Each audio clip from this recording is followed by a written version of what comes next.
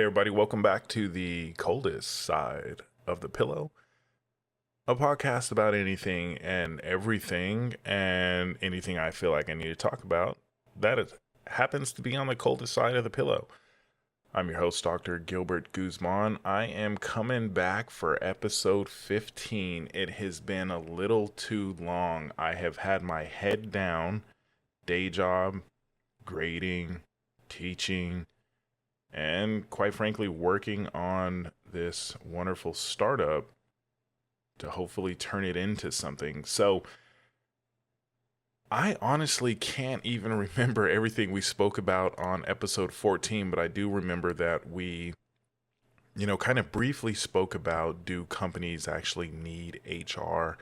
And in this world of needing HR, talking about what my company IntraQ AI is, I've since pivoted, and, I mentioned a little bit about IntraQ in the past and am at a point to where I have pivoted quite a bit. When you have an idea, you have a product, you have a service, a software, anything you're trying to create, you run into this challenge, if you will, of needing product market fit, market validation, all of these things. And to think about the speed of AI, which is moving very, very fast.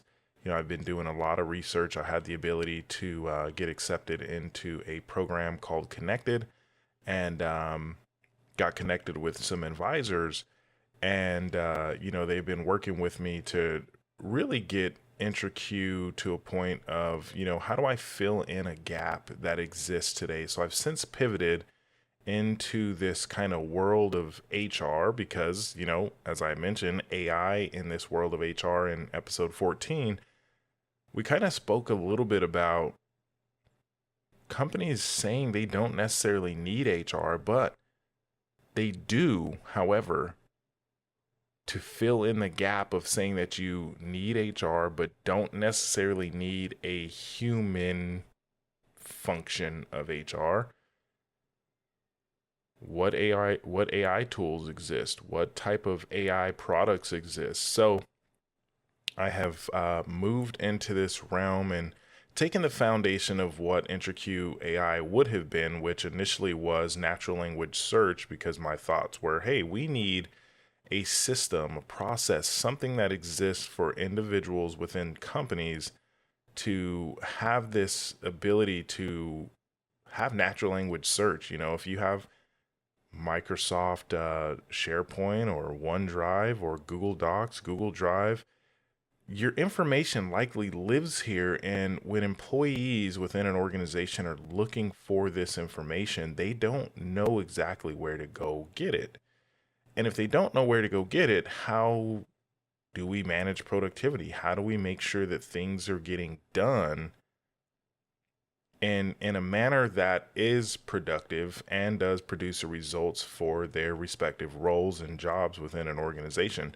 And through that lens, this is where the challenge comes in, because I thought I was onto something great with IntraQ AI and this natural language search, and rightfully so I was, but I was a little late to the game. There happened to be another company out there that was doing the exact same thing, valued at $17.2 billion. And I said, let me pivot. So I decided to go with, let's maintain natural language search, but take it further. What happens when a question is asked in a natural language context and there's no answer? What do we do when there's no answer? What if a document, a policy, some sort of information that you're looking for doesn't exist? So I added in a knowledge gap detector, and this knowledge gap detector existed to primarily drive this world of productivity, again, thinking through the lens of, if something doesn't exist, how do we make it exist? So this knowledge gap detector was in play to fill the gaps. So some other companies that have natural language search, they might say, hey, unfortunately, there is no such document, no such policy, no such information or knowledge that exists within your organization, so I don't have an answer for you. the knowledge gap detector would say, oh, we don't have that. Let me go look into it. And so one of the things that I had always said or used as an example rather was, you may have a natural language question of what is our vacation policy? Another question might be, what is our remote work policy? But what if somebody asked a unique question, a nuanced question that says, what is the vacation policy for a remote worker specifically? While they'll likely be, bound to the same vacation policy as a on-campus, on-site worker, it was still a question that there's likely not something that truly existed to answer that question. So knowledge gap detection would say, hey, unfortunately, there's nothing that exists. Let me create that for you, which would then generate a policy that would say vacation guidelines for remote workers, something of that nature.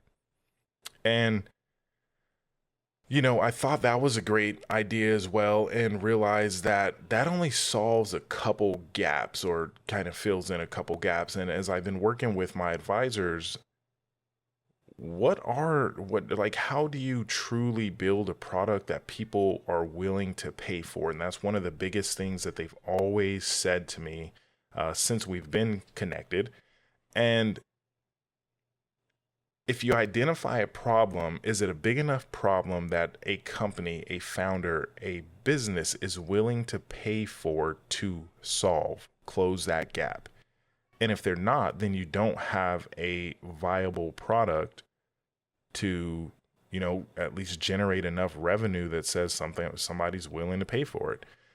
And so my advisors have kind of been working with me and have pushed me towards really doing, market research and product validation and, scaling down from this kind of horizontal mindset, meaning that I'm looking from left to right, touching every business, every vertical, every type of business function, and so on. So I've since pivoted and said, okay, well, let's focus on the HR tools that exist today, because if companies are saying that they do not necessarily need HR because of AI, what can I do in this AI space? Because this market is growing. The AI tools for human resources is growing at a 35% rate, meaning year over year, the growth rate of AI embedded HR tools is expanding very, very, very quickly. And the adoption is coming in very, very quickly. Now, let me point to something. In the world that exists today, specifically in the United States, lots of layoffs continue to happen. We see that a lot of layoffs are taking place. Most of the time, the we'll say the single function that is impacted by these layoffs happens to be human resources.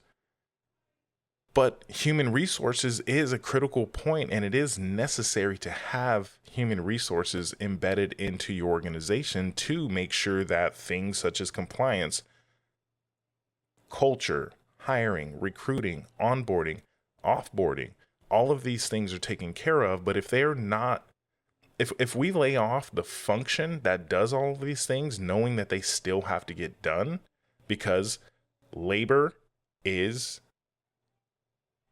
driven by human resources. Hence the reason why we have the function.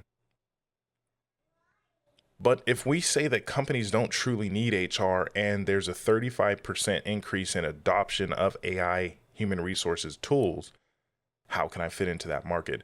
So IntraQ AI has pivoted towards becoming a next or the next AI native HR tool. And what's interesting is the speed of which AI is moving. I have to move very, very quickly to ensure that not only would companies that would otherwise be my competitors don't build this product or service or software, but I have to do it quick enough before somebody else builds it. And that is where I'm at today. IntraQ AI today is an AI native HR software, but I have not gone down the path, or chose not to go down the path, of becoming the next recruiting platform or the next HRIS or the next payroll and benefits platform, because I saw that there is a gap in the intelligence behind HR. See, startups and small businesses, as they scale and grow, as they increase their staff, their team size, they then become bound to some of the same laws and regulations that Fortune 500 companies are bound to.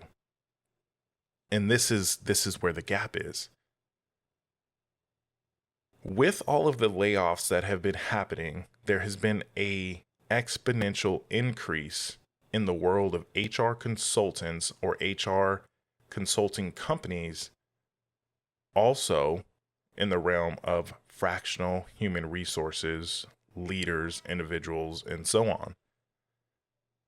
So through that, the thought is, if startups are bound to the exact same regulations as they scale as a Fortune 500 company with 200, 300,000 employees, who's doing HR for them? Because they likely don't have the capital to pay for a fully fledged HR team. So most of them are being pointed towards HR consultants or fractional HR teams. So through that lens, we have an opportunity to close that gap, because here's the catch. Here's the value proposition. Human resources in a fractional or consulting capacity can range anywhere between $150 an hour, $300 an hour, and they're managing and handling multiple clients or tenants in this regard. So if we know that that's happening, and we know that startups or small businesses don't necessarily have the capital to pay for a full HR team, and may not have the capital to get some of their HR things taken care of to make sure that they're compliant, in comes IntraQ AI. IntraQ AI can serve and will serve as the product or software that helps startups and small businesses get compliant without breaking the bank. It's free for founders up to 5 users or employees forever. And not only am I trying to make this a company, or not trying to, I am turning this into a company that will be profitable and, become a unicorn, $1 billion company. The thing with it being free forever is I want to make it available for founders, so they are not up against the failures that can be caused by being non-compliant when it comes to human resources, EEOC claims, employment lawsuits, and so on. Because while the policy does not necessarily mitigate claims, policies themselves do help justify decisions. But if you go to Google and look for a non-disclosure agreement, or a non-compete agreement, or a at-will work policy, you can get a template. But what if you have employees in Texas versus California versus New York versus Tennessee versus Wyoming? Then we start getting into the nuance of those individual states. And when you get to the nuance of the individual states, then we have a challenge of, if you do not have a policy that adapts to those individual states, we have a problem. You are still having the policy not exist for a state level is similar to not having anything at all. Sure, you may be federally compliant, but guess what? You're not necessarily, you're not necessarily state compliant. So That's going to be very important as we work through how to make sure that everything is great. So, really, in short, this is what I am building with IntraQ AI as it stands today. I have this goal, plan, expectation to close the gaps because, look, as I mentioned earlier, startups and small businesses, medium-sized businesses, they're bound to the same rules, regulations, laws, and expectations of a large Fortune 500 company. And IntraQ AI is going to give that, and well, rather provide the resource or resources, or be a resource to close the gap. But here's the challenge with starting an AI native company in an AI driven world. Because AI is moving so fast, a lot of people are finding that there's a gap in the market for this.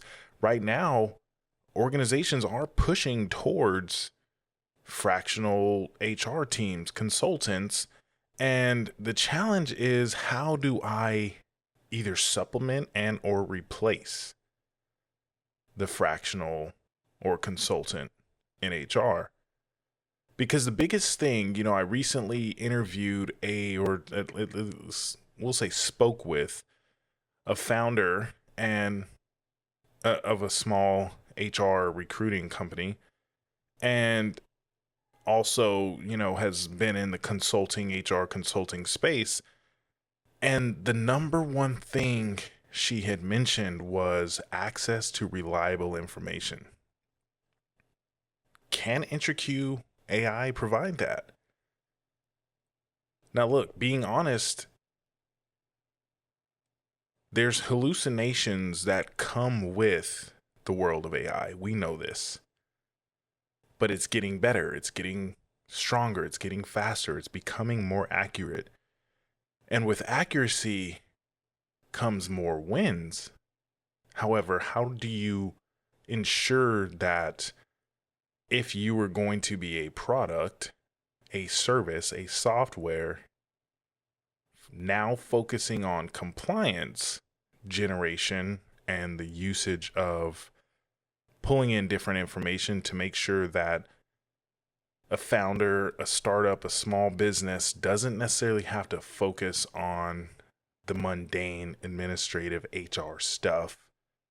Granted, the people side, the managing of human capital, is still going to always exist, but writing policies, pulling templates, all that stuff, let the system do it. Let IntraQ AI do it. And if I do that, how do we make sure that access to reliable information and being a person of trust, or system rather of trust, is truly lived through? Because ultimately, most people rely on others for their subject matter expertise. But here's the one thing when it comes to HR. I spoke to another CEO founder recently, and he placed HR on a spectrum. And he said, imagine a diagonal line, and at the very bottom, you're going to have 4 points. At the very bottom, point 1, HR is nice. Second point going up on this diagonal line, HR is the police.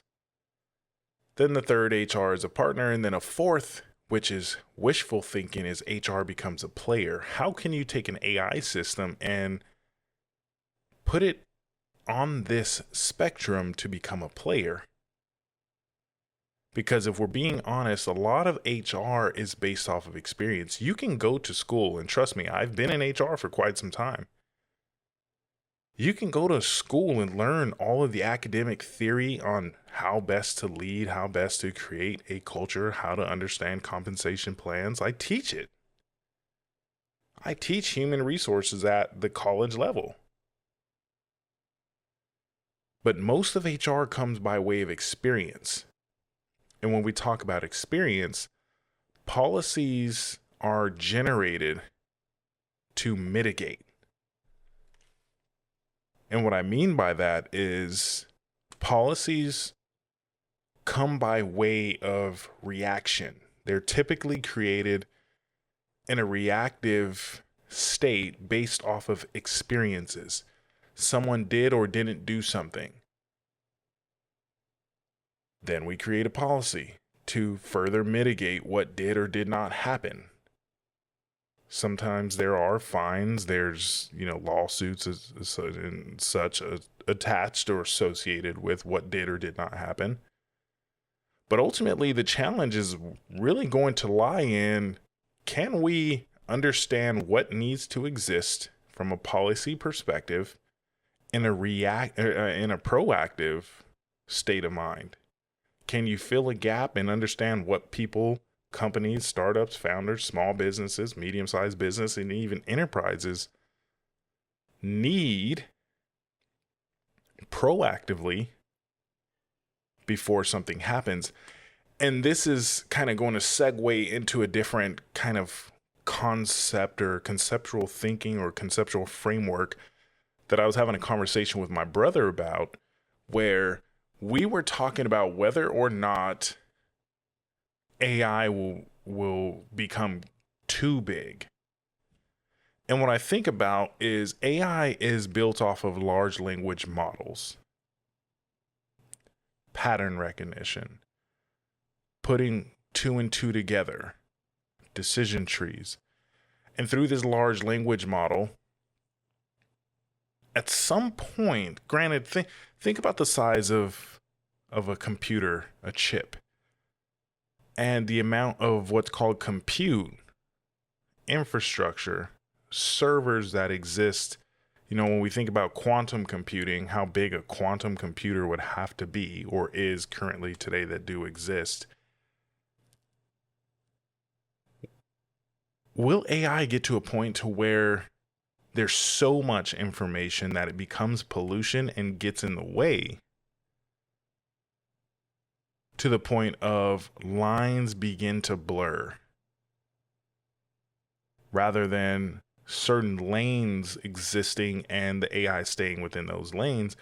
And maybe some of this is, science and the world of AI. Maybe I need to talk to a couple of my friends that, I have one that has a PhD in computer science and artificial intelligence. Kind of bounce this off of his head. Can AI get too big to the point to where it starts blurring lines? And then if we back up a little bit and go back to the world of HR and what IntraQ AI is as it stands today, will it get to a point to where it's too big and the lines start to blur? And because there's so much information, maybe it hallucinates that something is true and or fact, because not that it's incomplete data set, but because there's too much data, too much information, regardless of the capacity to compute or the infrastructure or the size of a database or a server to store all of these data. So that's kind of where my mind goes when it comes to this. So in short, closing out this wonderful episode, because it has been a really long time since I've been able to release an episode, think about IntraQ AI as your HR intelligence. Most of HR today exists in the realm of payroll, benefits, HRIS. There's not really much out there aside from templates that is really the brain behind HR, because there has been this heavy reliance upon the subject matter experts in HR who have the experience, the SHRM certifications, Society for Human Resources Management. And because they have this knowledge within this respective function and domain, we tend to attribute the intelligence, the strategy behind HR to that experience and that title of HR director, HR manager, HR generalist. But as I mentioned, a lot of companies are moving away from that and or don't have the capital to pay for it on the or at the beginning of their company, because HR can tend to cost a lot because of that subject matter expertise. But HR in and of itself is not necessarily a field, although they do manage some of the legal aspect of things. It's not like a lawyer. HR is not a lawyer per se. And there's a lot of different functions within HR. There's training, there's talent management, there's recruiting, labor relations, compensation and benefits. And within this domain of HR, where does a true strategy come in to say that you actually do need HR strategically? And this goes back to my conversation with this gentleman that I had, where he said, we need to find a way in business to make HR truly become a player. Like, if we can find a way to make HR become a player, whether that's by way of AI, IntraQ AI, and not just functions that dump information and data for sake of checking a box into an HRIS, Human Resources Information System, and check the box to say that we have some level of control with the human capital that we manage within an organization that is labor. How can we make HR go beyond the partner and truly have a voice in the strategy of the business? Because often it is the afterthought. But when I went through my master's, I learned that to strategically integrate human resources into a business, you have to think about human resources being the second function within your organization. So think about a founder starting a company. Let's call it a digital company. There's code. There's a lot of digital infrastructure added. We'll say there's co-founders, technical, and then you have the business savvy person. HR, technically, by way of what I've learned in my master's degree, my MBA, should be the next function that gets hired. But most of the time, again, going back to why I have pivoted IntraQ AI into being the HR Intelligence Command Center, which I don't think I told you earlier in the podcast. The thought of HR is typically an afterthought. And can you truly get everything that you need for HR if it is an afterthought, but needs to be the next thing or next iteration of your company, the next phase of your company? Because most people think, I don't need HR because I don't have a whole bunch of people to manage. But if you want HR to be a player at the table in the strategy and the way we go to business, maybe it should be the next decision that you make instead of hiring that engineer or that salesperson. Granted, revenue and sales cures everything. If you have revenue, if you have sales, even if you aren't profitable, from an investment perspective, if you're in the startup small business and you're raising capital, profitability never really matters. It's the revenue that matters. And because HR is not a revenue generating function, maybe that's the reason why it gets pushed to the side. And maybe that's also the reason why a lot of companies are going towards fractional, going towards consultants, or foregoing HR as an entire function with the exception of focusing on recruiting. And that's what IntraQ AI is here for, is at its core, fill the gap that exists for founders, for startups, for small companies that don't have the capital to pay for a fully fledged HR team and don't necessarily need to go and pay $15,000 a year, $150 to $300 an hour for a fractional or HR consultant, but not any shame on them for running that business. But can IntraQ AI close the gap, provide the resources as a player strategically, so you're not only mitigating risk from a compliance perspective, but you have anything and everything you need so we'll call it an AI agent. It's not an agent, but you have anything and everything that you need to ultimately have an HR functionality strategically to make sure that you're doing everything that you're supposed to do the right way, attracting the talent that you need, and so on. So that's kind of where I am at today. I can continue to ramble, and maybe you just fall in love with my voice, because I do have a wonderful podcast voice. So with this wonderful podcast voice, appreciate you tuning in to episode 15 on the coldest side of the pillow. It's been a great one. Go check out IntraQ AI, intraQAI.com, where HR decisions begin. Because you built a product, but who's managing the structure behind it? Everybody have a good one. Thanks for tuning in. We'll talk soon, or we'll listen in soon. Thanks again. This has been the coldest side of the pillow, episode 15. We'll be back soon. Thanks.